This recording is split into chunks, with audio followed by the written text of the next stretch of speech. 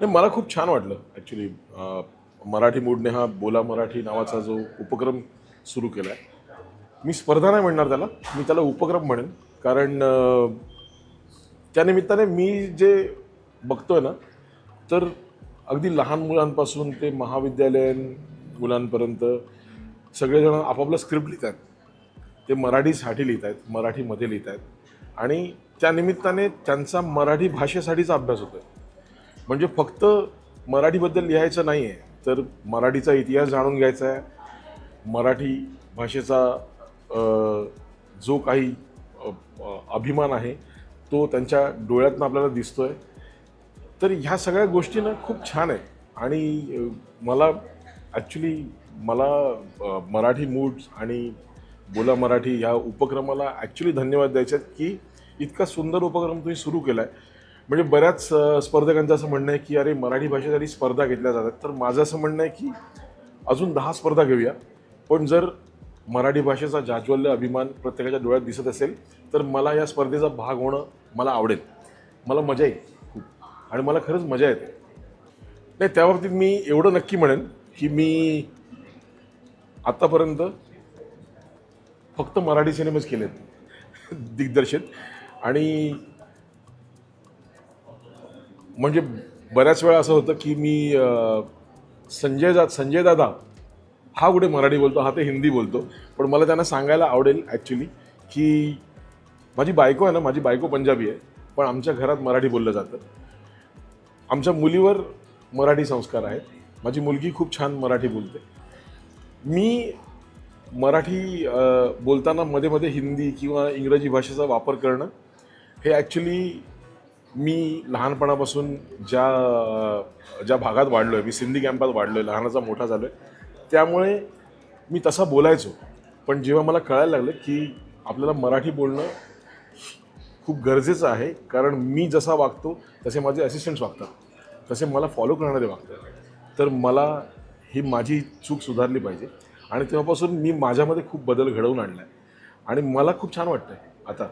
मला आणि मला पर्टिक्युलरली हा प्रोग्राम बघताना ना मला खूप मजा आली की ही लहान लहान मुलं पण ना मराठी भाषेबद्दल बोलत आहेत, मराठीत बोलत आहेत. आणि त्यातली काही काही मुलं तर इतकी छान बोलतात, म्हणजे त्यांची संवाद फेक, त्यांचे शब्दावरचं वजन इतकं सुंदर आहे की ते बघताना माझा ऊर ॲक्च्युली भरून आला की अरे वा वा, किती छान संस्कार आहेत या मुलांवर. तर मला पुन्हा एकदा या बोल मराठी या कार्यक्रमाचं मला आभार मानायचे की वा वा, मला मजा आली, खूप मजा आली. आशादायी आहेच, कारण मला आत्ता कळलं की हा जो उपक्रम आपण राबवला आहे बोला मराठीच्या माध्यमातून, तर याच्यात वेगवेगळ्या देशातनं पण एंट्रीज आल्या आहेत. तर हा किती छान उपक्रम आहे. तर ही डिजिटल युगामध्ये जर असं काही होत असेल की लंडनमधला मराठी माणूस पण, लंडनमधली मराठी मुलं, लंडनमधल्या मराठी कुटुंब, ते जर याच्यात सहभागी होत असतील आणि ते आपल्या मुलांवर लंडनमध्ये संस्कार करत असतील मराठीसाठी, तर किती छान आहे. तर मला असं वाटतं की हा उपक्रम खूप छान आहे. आणि म्हणजे तुझ्या प्रश्नातच तुझं उत्तर आहे ॲक्च्युली की डिजिटल जी काही चळवळ चालू आहे, डिजिटल क्रांती चालू आहे, त्याच्यामध्ये आपण मराठी भाषा सर्वदूर पोचवायचा प्रयत्न करतो आणि यशस्वीरित्या करतो आहे. तर खूप छान आहे. मला असं वाटतं की हा जो उपक्रम आहे किंवा ही स्पर्धा जी आहे बोला मराठीची, ती खूप गरजेची मला का वाटते, कारण की जे आता बऱ्यापैकी लहान मुलं, महाविद्यालयातली मुलं आणि इतर बऱ्यापैकी लहान मुलांचा समावेश आहे याच्यामध्ये. तर कुठेतरी त्यांच्या मनात भलेही त्यांनी पाठांतर केलं असेल, काही लोकांनी स्वतःहून लिहिलेलं आहे, काही मुलांना आईबाबांनी शिकवलेलं आहे, त्यांना लिहून दिलेलं आहे किंवा त्यांच्याकडनं पाठांतर करून घेतलेलं आहे. हे सगळं जरी असलं तरी मला असं वाटतं की त्या वयात ह्या गोष्टी त्यांच्या मनात मराठी भाषेबद्दलची आवड, गोडवा, त्याचा इतिहास रुजवणं महत्त्वाचं आहे. जे की आपण आत्ता बघतो की बरेच मराठी पालक आपल्या मुलांची आपल्याला इंग्रजीत बोलताना फार दिसतात, मराठी असूनसुद्धा, आणि फार कमी मराठी बोलतात. घरी अगदी, बाहेर असं नाही. बट ते लोकांना अभिमान वाटतो की माझ्या मुलांना इंग्लिश येते. चांगली गोष्ट इंग्लिश येते, पण मराठी पण येते ह्याचा अभिमान वाटला पाहिजे. आणि त्याच्यासाठी अशा पद्धतीचे उपक्रम खूप महत्त्वाचे असतात, जेणेकरून लहान मुलांमध्ये आत्तापासूनच मराठी भाषेचं प्रेम, त्याचा इतिहास आणि आपले संत, कवी, नाटककार असे अनेक मोठे दिग्गज लोकांनी जे काम करून ठेवलेलं आहे, संगीतात जेवढं काम झालेलं आहे, साहित्यात एवढं काम झालेलं आहे, हे सगळं त्यांच्या मनात कुठेतरी ह्या गोष्टीमुळे त्यांची एक वाचण्याची सुरुवात किंवा त्याच्याविषयी बोलण्यासाठी केलं गेलेलं पाठांतर ह्याच्यातनं त्यांच्या मनात ती गोष्ट रुजत आहे आणि खूप महत्त्वाचं काम वाटतं. भलेही स्पर्धा असेल आणि या सगळ्या गोष्टी, पण त्या निमित्ताने या गोष्टी होत आहेत. त्यामुळे बोला मराठी या कार्यक्रमासाठी मला खूप आनंद होतो की हे आपण करतो आहे. त्याचा परीक्षक व्हायची संधी मला मिळते, हे तर अजून त्याच्याहून आनंदाची गोष्ट मला वाटते की माझ्या वाट्याला ही संधी मला मिळाली. पण मला हे बघून, परफॉर्मन्सेस बघून आणि त्यांच्या सगळ्या ज्या पद्धतीने ते अभिनय करतायत किंवा त्यांची काही लोकांची भाषा इतकी स्पष्ट आहे या वयातसुद्धा, ती बघून खूप अप्रूप वाटतं आहे त्यांचं. आणि मला बोला मराठीची सगळी जी टीम आहे, मराठी मूड, यांचं आभार मानायचे आहेत आणि सगळ्यांचं अभिनंदन पण करायचं आहे. मला वाटतं मराठी भाषा, मला असं वाटतं की आत्ता जे काय मी काम करतो आहे, यूट्यूबला जे काय मी काम करतो आहे ते बऱ्यापैकी ना पूर्णच मराठी आहे. इंस्टाग्रामवरती पण मी मराठी, हिंदी असं दोन्ही माध्यमांमध्ये काम करतो. बट आज मला मराठी भाषेसाठी जसं की इथे बोलवलं तसं बऱ्याच ठिकाणी बोलवलं जातं. इवन माझी जी कंपनी आहे ती मराठी माइंडेड नावाची माझी कंपनी आहे, ज्याच्यामध्ये मी मराठी क्रिएटर्ससाठी बिझनेस आणायचा प्रयत्न करतो आहे, मराठी इन्फ्लुएन्सर्ससाठी बिझनेस आणायचा प्रयत्न करतो आहे, किंवा कारण की त्या भागात मला थोडंसं कमी काम होताना दिसत होतं. सो आत्ता माझ्याकडे जी पॉवर आहे, फॉलोवरशिप जी आहे, त्याचा वापर करायचा प्रयत्न मी करतो आहे मराठी माइंडेड थ्रू. सो तशाच पद्धतीने मला असं वाटतं की मराठी भाषा ही खऱ्या अर्थाने माझी ओळख आहे एका प्रकारे. मला कुणी जेव्हा म्हणतं की अरे हा मराठी क्रिएटर आहे, तेव्हा मला खूप भारी वाटतं. मी नुसतं क्रिएटर, इन्फ्लुएन्सर असं म्हणतात, पण त्याच्या आधी मराठी क्रिएटर, मराठी इन्फ्लुएन्सर असं म्हणतात, त्यावेळेला भारी वाटतं. म्हणून असं म्हणेन की माझ्यासाठी मराठी भाषा म्हणजे ही माझी ओळख आहे. मला असं वाटतं की डिजिटल माध्यम हे 50%च अजून लोकांना कळलेलं आहे. 50% अजून अर्ध्या लोकांना कळलंच नाही आहे. लोकांना असं वाटतं की फक्त टाईमपास किंवा एक मजामस्तीसाठी हे आहे. ऑफकोर्स ते आहे, कारण ते सोशल मीडिया आहे. त्याच्यात तुम्ही तुमचे पर्सनल मुवमेंट्स, तुमच्या अचिव्हमेंट्स तिथे शेअर करता. बट हे सगळं बोलताना मला हेही सांगायचे की काही लोक त्याचा करेक्ट वापरसुद्धा करतात. आणि आत्ता हे जे क्रांती आपण म्हणतोय ती कुठे आहे, म्हणजे ऑन ग्राउंड तर असं काही आपल्याला मोर्चे किंवा आंदोलनं दिसत नाहीत. तर जे काय चालू आहे ते डिजिटली ऑनलाईनच चालू आहेत आणि त्याचा इम्पॅक्ट पोचतो आहे. का होतं आहे हे डिजिटल जे आहे चालू आहे, त्याचं जे पसरणं आहे ना, ते खूप सेकंदांमध्ये खूप फास्ट झालेलं आहे. आणि त्याचा इतकं पटकन ते पसरणं हे खूप महत्त्वाचं आहे. त्याच्यावर तुम्हाला व्यक्त होता येतं, त्याच्यावर तुम्हाला मत मांडता येतं. हे त्याच्यामध्ये ऑफकोर्स ॲडव्हान्टेज आणि डिसएडव्हान्टेज दोन्ही आहे, दोन्ही बाजू आहेत त्याच्या. पण आपण त्याची जर पॉझिटिव्ह बाजू जर बघितली तर मराठीचं जे काय गोष्ट, मराठी भाषा वाढवणं किंवा त्याला मोठं करणं, ह्याच्यामध्ये डिजिटलचा तितकाच आपण उपयोग करून घेऊ शकतो आणि त्याचा फायदाही होऊ शकतो जर करेक्ट वेमध्ये वापरलं तर. सर्वात पहिलं तर मराठी भाषा गौरव दिन आहे. तर मराठी भाषा गौरव दिन आहे आणि as a channel, Marathi mood channel काय केलं पाहिजे मराठी भाषेसाठी.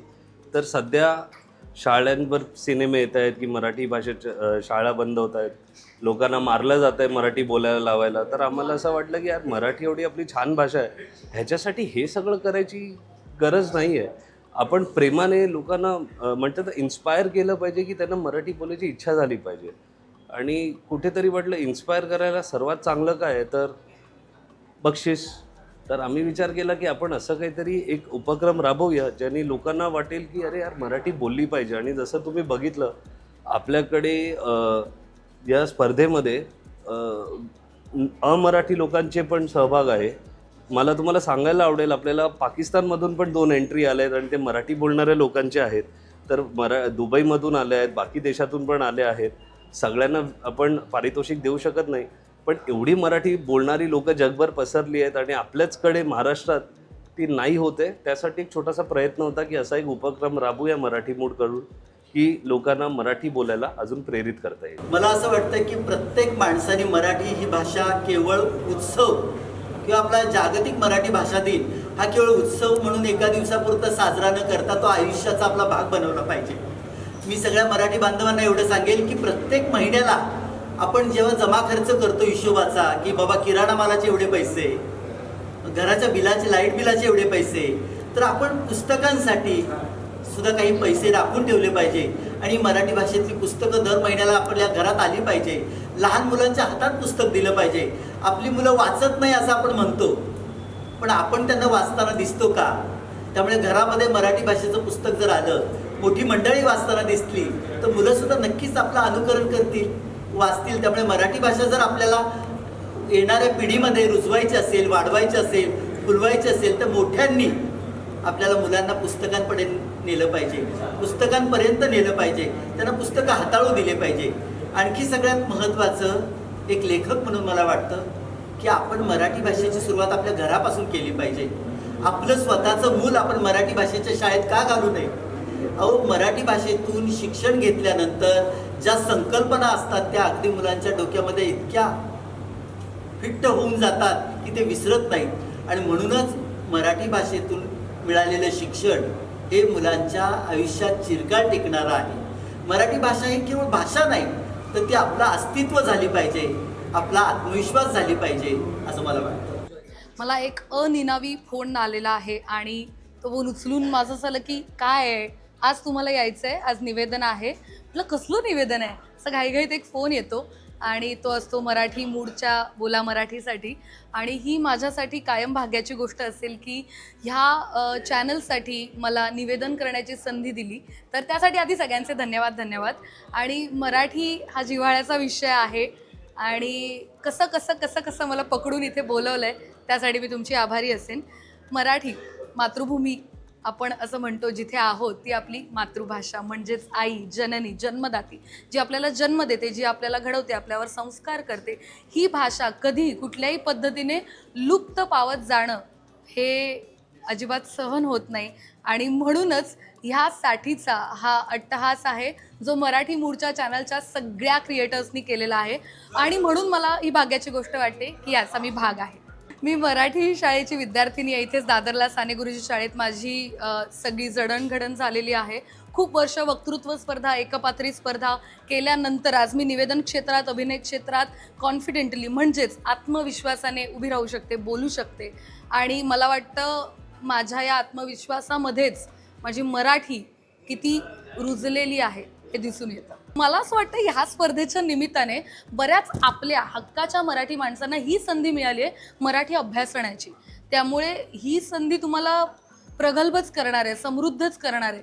जर आपली भाषा आपल्याला वैचारिकदृष्ट्या समृद्ध करणारी असेल तर अजून काय हवं आहे? त्यामुळे मला हा जो इनिशिएटिव्ह आहे त्याचा सार्थ अभिमान आहे आणि ह्याचाही आनंद आहे की ह्या महाअंतिम सोहळ्यामध्ये मला निवेदिका म्हणून बोलावलं. धन्यवाद.